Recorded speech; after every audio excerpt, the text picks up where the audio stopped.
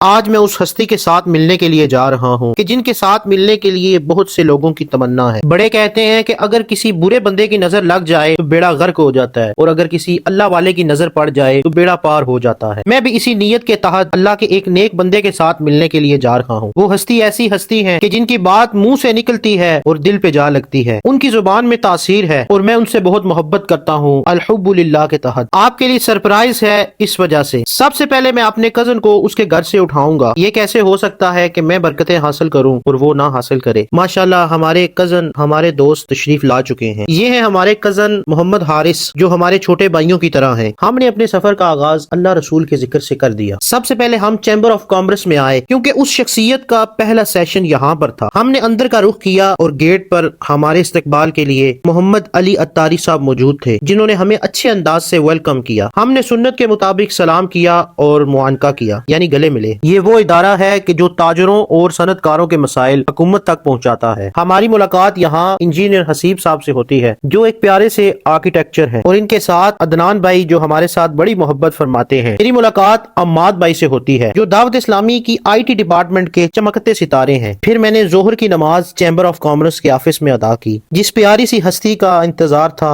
وہ ماشاءاللہ تشریف لے آئے ہیں۔ آپ کمنٹ سیکشن میں ضرور بتائیں کہ وہ شخصیت کون ہے، کیونکہ آگے ہم آپ کو ان کی زیارت کروانے والے ہیں۔ میں نے آج کا دن اس شخصیت کے نام کیا، اپنی تمام مصروفیات کو ترک کیا اور ان کے ساتھ رہنے کا عزم کیا۔ یہ ہے پریزیڈنٹ چیمبر آف کامرس کے۔ ماشاءاللہ کانفرنس روم بھر گیا تھا اور مہمان بھی تشریف لا رہے تھے۔ الحمدللہ سرکار علیہ الصلوۃ والسلام کی کرم نوازی سے مجھے نعت شریف پڑھنے کی سعادت ملی۔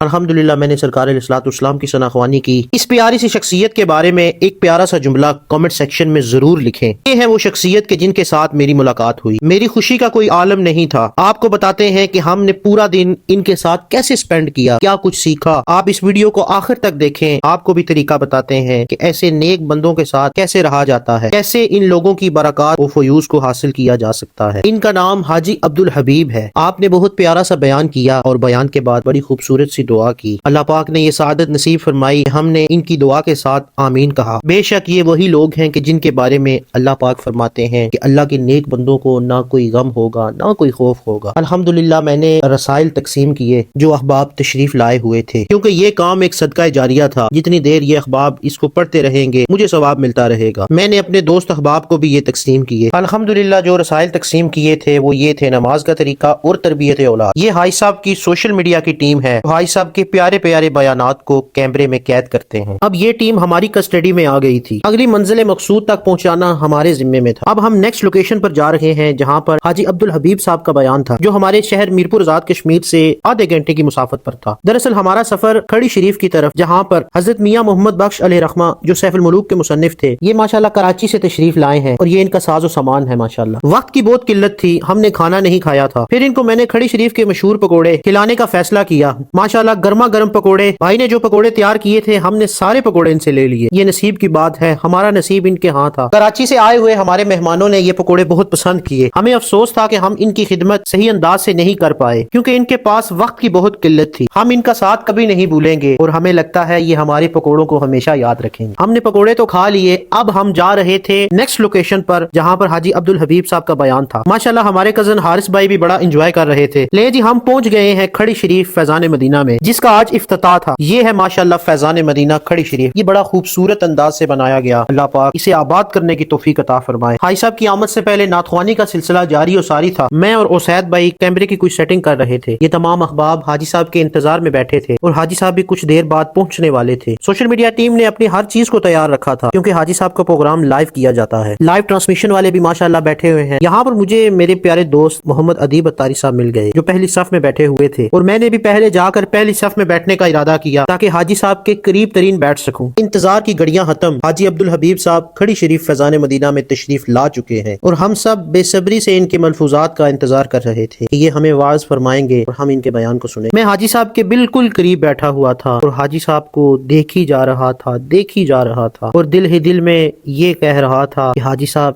نظر کرم فرمائیے، ہم گناہ گاروں پر بھی نظر کرم فرمائیے، اللہ پاک ہمارے حال پر رحم فرمائے۔ ہم ان لوگوں سے محبت صرف اور صرف صرف اللہ کی رضا کے لیے کرتے ہیں۔ الحب للہ والبغض للہ، یعنی کہ کسی کے ساتھ محبت کرو تو اللہ کے لیے اور بغض رکھو تو اللہ کے لیے۔ یہ اللہ کے نیک بندے ہیں، یہ مستجاب الدعوات لوگ ہیں کہ جن کی دعائیں قبول ہوتی ہیں۔ نگاہ ولی میں ایسی تاثیر دیکھی، بدلتی ہزاروں کی تقدیر دیکھی۔ ماشاءاللہ ماشاءاللہ، مسجد کا ہال بھر گیا۔ اللہ پاک ان کو جزا عطا فرمائے کہ جنہوں نے اللہ کے گھر کو آباد۔ ہم بڑی غور سے حاجی صاحب کا بیان سن رہے تھے اور حاجی صاحب کی بات نہ جانے حاجی صاحب کی زبان میں کیا تاثیر ہے۔ یہ وہ لوگ ہیں کہ جو خود عمل کرتے ہیں، پھر لوگوں کو دعوت دیتے ہیں، پہلے خود پہ امپلیمنٹ کرتے ہیں، پھر باقیوں کو کہتے ہیں۔ اس مسجد کی پہلی اذان اور پہلی جماعت حاجی عبدالحبیب صاحب نے کروائی۔ اب ہم اس جگہ پر جا رہے ہیں جہاں پر مدنی چینل کا مقبول عام سلسلہ ذہنی آزمائش سیزن 17 کا سیمی فائنل ہو رہا تھا۔ میں اپنے دوستوں کے ہمراہ اس طرف رواں دواں ہو گیا۔ یہ لوکیشن فیضان مدینہ جبی تھی جو جاتلاں کے قریب ہے۔ الحمدللہ ہم فیضان مدینہ جبی میں پہنچ گئے اور داخلی دروازے سے اندر داخل ہوئے۔ یہ پرچی ہمیں اس لیے دی گئی کہ یہاں پر عمرے کی قرآن اندازی بھی کرائی جاتی ہے۔ ماشاءاللہ بہت پیاری سیٹنگ کی گئی تھی، کم از کم یہاں پر 3000 سے 4000 بندہ آرام سے بیٹھ سکتا ہے۔ ماشاءاللہ بڑا خوبصورت منظر اور روحانیت سے بھرا ہوا۔ اہل محبت وقت سے تشریف لے آئے تھے۔ ماشاءاللہ یہ خوبصورت منظر دیکھ کر دل کو بڑا سکون ملا۔ یہ مدنی چینل کی اوبی وین ہے جو لائیو ٹرانسمیشن کے لیے یوز کی جاتی ہے۔ یہ کچھ بھائی سیکیورٹی ڈپارٹمنٹ سے ہیں۔ یہ ہے کنٹرول روم جہاں پر مدنی چینل کو کنٹرول کیا جا رہا تھا، کیونکہ کچھ دیر بعد ذہنی آزمائش سیزن 17 کا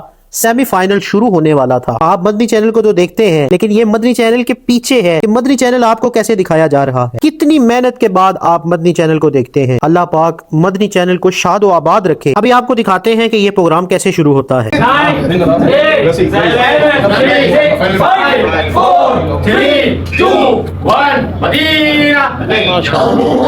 آپ نے دیکھا کہ یہ پروگرام کیسے شروع ہوا، کتنے پیارے انداز سے ماشاءاللہ یہ پروگرام شروع ہو چکا ہے، جس کا آغاز تلاوت قرآن پاک سے کیا گیا۔ پھر میری ملاقات جواد بھائی سے ہوئی کہ جو ذہنی آزمائش کو کنٹرول کر رہے تھے۔ ماشاءاللہ خوبصورت چہرے کو دیکھ رہے تھے۔ یہ پروگرام علم و حکمت سے بھرا ہوا ہے۔ ہم نے بڑے ذوق و شوق کے ساتھ اسے سنا اور اللہ کا شکر ادا کیا، کیونکہ اللہ پاک جس کے ساتھ بلائی کا ارادہ کرتا ہے اسے دین کی سمجھ عطا کرتا ہے۔ آج کا ولاگ کمپلیٹ ہوا۔ مجھے اور میرے کزن حارث کو اجازت دیں، ہمیں اپنی دعاؤں میں یاد رکھیں۔ السلام علیکم ورحمۃ اللہ وبرکاتہ۔